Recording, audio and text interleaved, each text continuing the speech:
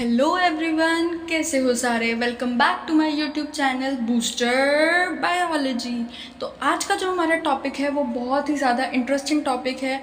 और आज का जो हमारा टॉपिक है दैट इज़ मोनोहाइब्रिड क्रॉस।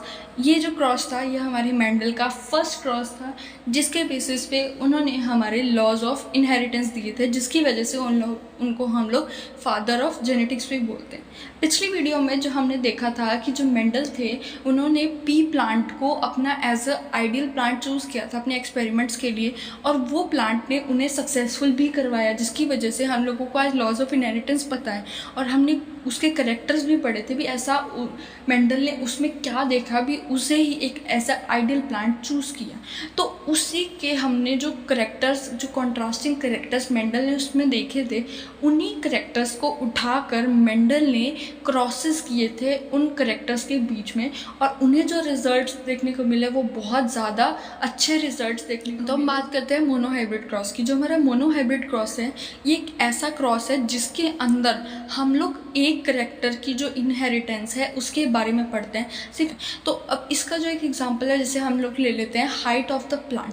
हम लोगों ने जब 7 पेयर ऑफ कंट्रास्टिंग करेक्टर्स पढ़े थे तो उसमें एक जो करेक्टर आया था वो हाइट ऑफ द प्लांट भी था।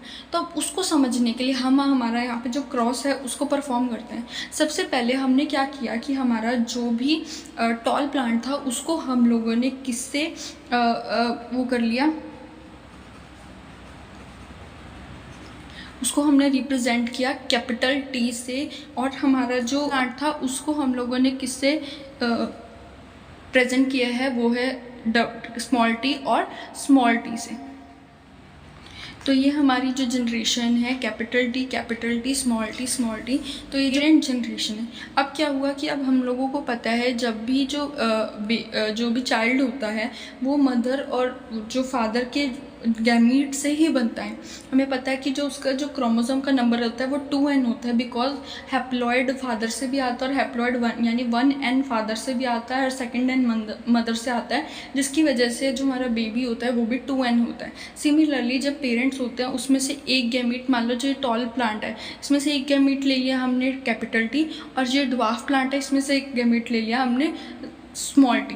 तो इन जब करेक्टर्स की हम लोगों ने क्रॉसिंग ओवर करवाया तो हम लोगों को जो जनरेशन देखने को मिले उसे हम क्या कहते हैं F1 जनरेशन, या फिर फर्स्ट फिलीलियल जनरेशन भी हम लोग उसको बोलते हैं, ठीक है। फर्स्ट फिलीलियल जनरेशन के अंदर हमारे पास जो गैमीट्स हैं उसमें से ये कैपिटल टी और स्मॉल टी आ गया, लेकिन जो हमारा प्लांट आया वो हमारा टॉल प्लांट था, बिकॉज यहाँ पे जो कैपिटल टी था वो हमारा डोमिनेंट करेक्टर था और स्मॉल टी था वो हमारा रिसेसिव करेक्टर था। जो डोमिनेंट करेक्टर होता है वो रिसेसिव करेक्टर को एक्सप्रेस नहीं होने देता, वो खुद को एक्सप्रेस कर देता है। जो कई लोग होते हैं ना डोमिनेंट अपने आप को शो करने की कोशिश करते हैं, दूसरे को नहीं आगे आने देते, वो खुद को ही हर जगह आगे करने की कोशिश करते हैं, खुद को एक्सप्रेस करने की कोशिश करते हैं। इसी तरह हमारा जो यहाँ पे कैपिटल टी है वो उसने अपने करेक्टर को एक्सप्रेस किया और स्मॉल टी अपने करेक्टर को एक्सप्रेस नहीं कर पाए, ठीक है। तो ये थी हमारी फर्स्ट फिलीलियल जनरेशन। तो जो मेंडल है उन्होंने ऑब्जर्व किया कि जो हमारी पहली जनरेशन है उसमें सारे के सारे प्लांट्स टॉल हैं, उसमें कोई प्लांट भी छोटा नहीं है। अभी ऐसा कैसे हो सकता है? तो उसने क्या किया कि जो उन्होंने ये हमारा ये जनरेशन आई है 1 जनरेशन, उन्होंने सोचा क्यों ना मैं इसकी सेल्फ पॉलिनेशन करवा के देखूँ भी, क्या पता मुझे कुछ प्लांट्स ड्वार्फ देखने को मिल जाए। तो उन्होंने जो अपनी वो करवाई थी, सेल्फ पॉलिनेशन करवाई थी, तो उससे हमें जो जनरेशन मिली वो थी हमारी F2 जनरेशन, वो थी हमारी F2 जनरेशन। अब हम लोग जब F2 जनरेशन को निकालते हैं, उसको निकालने के लिए हमारे पास 2 मेथड्स हैं। एक तो सिंपल मेथड है और दूसरा है हमारा पुनेट स्क्वायर। मैं आपको समझाती हूँ हमारे पुनेट स्क्वायर के बेसिस पे, उससे आपको बहुत अच्छे तरीके से समझ आ जाएगा कि अब हमारा जो पुनेट स्क्वायर है ये हमारा पुनेट स्क्वायर होता है। इसमें ये मेल और फीमेल का जो सिंबल होता है वो, और यहाँ पे हम लोगों ने जो करेक्टर्स हैं उनको लिख दिया, जैसे capital T small T, capital T small T. अब यहाँ पे जो कैपिटल टी और कैपिटल टी हमारा क्या बना रहे हैं, ये बना रहे हैं। उसके बाद capital T small T capital T और स्मॉल टी, ठीक है। अब इसके बेसिस पे हम लोगों को जो 3/4 पार्ट है वो हमें टॉल प्लांट्स देखने को मिले, बाकी जो 1/4 हैं वो हमारे क्या थे, ड्वार्फ प्लांट्स। आ गया ना हमारे पास ड्वार्फ प्लांट्स। तो जब उन्होंने ये सेल्फ पॉलिनेशन की और उन्होंने प्लांट्स को जब ग्रो किया तो उसमें कुछ यानी 3/4 कहते हैं जिसे हम लोग, 3/4 जो हमारे पेड़ पौधे थे वो हमारे टॉल थे और जो 1/4 थे वो हमारे ड्वार्फ प्लांट्स थे, जिसको बेसिस पे हम लोगों को फिनोटिपिक रेशो और जीनोटिपिक रेशो मिलती है इस क्रॉस की। अब फिनोटाइपिक और जीनोटाइपिक होता क्या? फिनोटाइप क्या होता है कि फिनोटाइप होता है हमारा visible expression of genetic constitution. भी जो जेनेटिक कॉन्स्टिट्यूशन है, हमारी जेनेटिक कॉन्स्टिट्यूशन है, इसका एक्सप्रेशन जो हमें देखने को मिल रहा है। अब जैसे जो ये हमारा कैपिटल टी है, ये भी टॉल है, ये भी टॉल है, ये भी टॉल है, तो यहाँ पे ये 3 टॉल हैं और ये क्या है हमारा अकेला ड्वार्फ, जिसकी वजह से जो हमारा फिनोटिपिक रेशियो है वो 3:1 है। लेकिन जो हमारा जीनोटाइप होता है वो इंडिविजुअल का जेनेटिक कॉन्स्टिट्यूशन क्या, अभी अकेला जो इंडिविजुअल है उसका जेनेटिक स्ट्रक्चर कैसा है, उसकी कॉन्स्टिट्यूशन कैसी है। तो सिमिलरली 1 इसकी जो जीनोटाइपिक रेशियो 1:2:1। अब ये जेनेटिक कॉन्स्टिट्यूशन सोच के कोई बच्चे ने अगर इंडियन कॉन्स्टिट्यूशन सोचा तो देखना फिर ये इंडियन कॉन्स्टिट्यूशन नहीं है, ये प्लांट का जेनेटिक कॉन्स्टिट्यूशन है। अभी जेनेटिक में यहाँ भी कॉन्स्टिट्यूशन आ गया यार, क्या है यार, देखो बायो में भी एसएसटी पढ़ा रहे हैं हम लोगों को, वहाँ हम इंडियन कॉन्स्टिट्यूशन पढ़ते हैं, यहाँ हम प्लांट का कॉन्स्टिट्यूशन पढ़ रहे हैं, तो कोई बात नहीं हम पढ़ते हैं। तो हमारा जो जीनोटाइपिक रेशो है ये 1:2:1 है, बिकॉज ये हमारा ये क्या है हेट्रोजाइगस और होमोजाइगस सबको पता है, तो ये हमारा होमोजाइगस है और ये हमारा हेट्रोजाइगस है। तो ये होमोजाइगस है इसलिए यहाँ 1, ये 2 हेट्रोजाइगस हैं ये इसलिए यहाँ 2, और ये भी होमोजाइगस इसलिए, ठीक है। अब बात करते हैं हमारे नेक्स्ट, अब हम नेक्स्ट बात करते हैं कि अब ये जो ऑब्जर्वेशंस हमने देखी तो उसको देख के मेंडल के दिमाग में आया फिर से कुछ खुराफाती आया।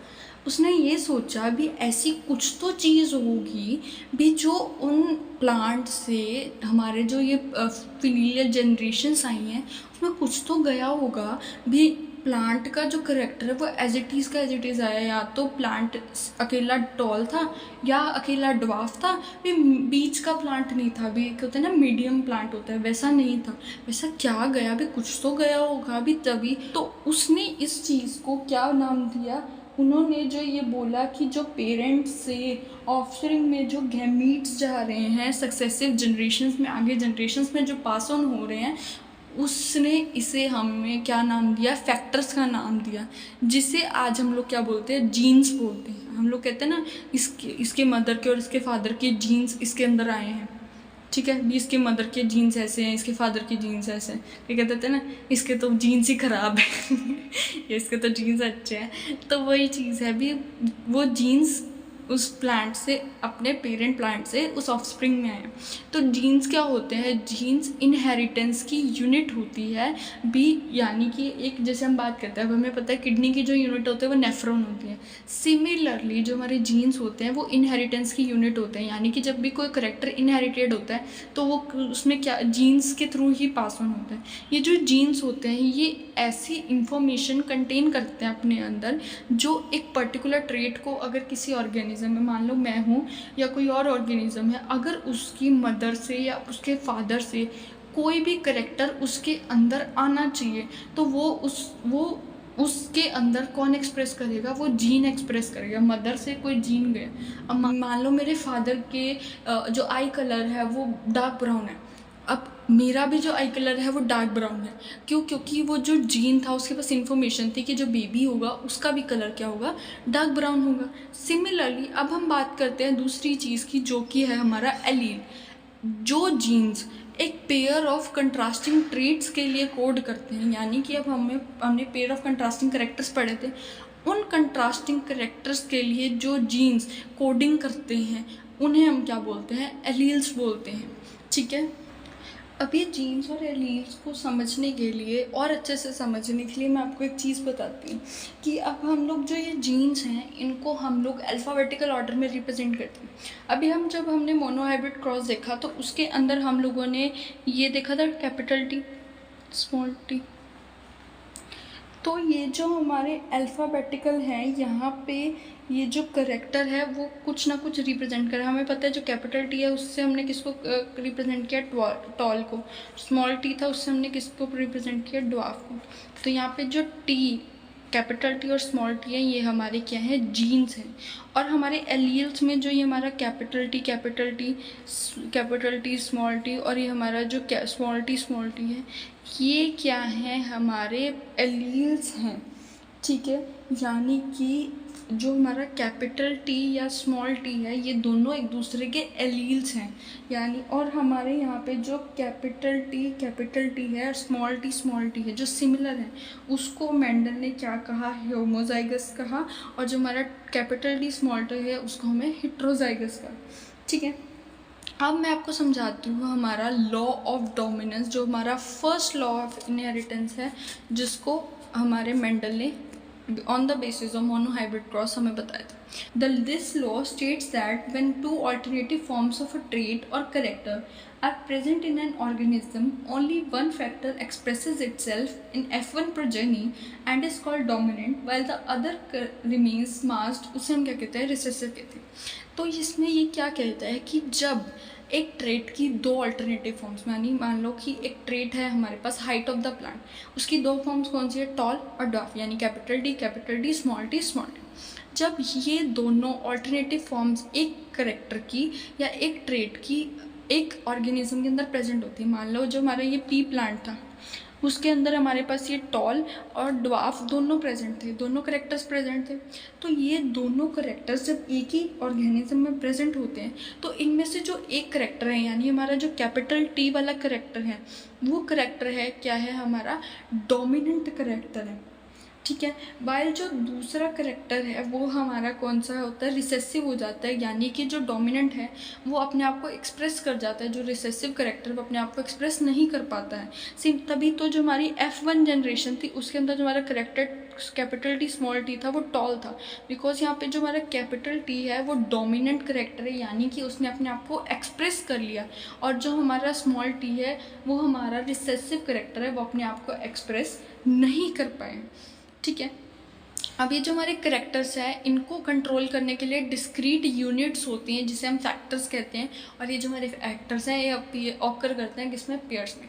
वही बात जो भी हमने पढ़ी कि जो वो करेक्टर्स जो डिस्क्रीट यूनिट से कंट्रोल होते हैं, उन्हें हम क्या कहते हैं, आज के टाइम में हम उसे जीन्स कहते हैं, बिकॉज मेंडल ने उसे फैक्टर्स कहा था, उसे हम आज जीन्स कहते हैं। और वो जो फैक्टर्स पेयर में ऑकर होते हैं, उन्हें हम क्या बोलते हैं, अलील्स बोलते हैं। So this was the first cross of the Mendel, और उसके बेसिस पे जो उन्होंने लॉ ऑफ डोमिनेंस दिया, वो हमारा फर्स्ट लॉ ऑफ इनहेरिटेंस है। अब हम नेक्स्ट वीडियो में बात करने वाले हैं हमारे जो सेकंड क्रॉस है, यानी कि हमारा डाई हाइब्रिड क्रॉस। और उस डाई हाइब्रिड क्रॉस में हम लोग हमारे जो नेक्स्ट 2 लॉज ऑफ इनहेरिटेंस है, यानी लॉ ऑफ सेग्रीगेशन और लॉ ऑफ इंडिपेंडेंट असॉर्टमेंट, उन दोनों के बारे में बहुत अच्छे से पढ़ने वाले हैं। तब तक के लिए bye bye, and please like, share and subscribe and also comment on my channel। So मिलते हैं अगली वीडियो में।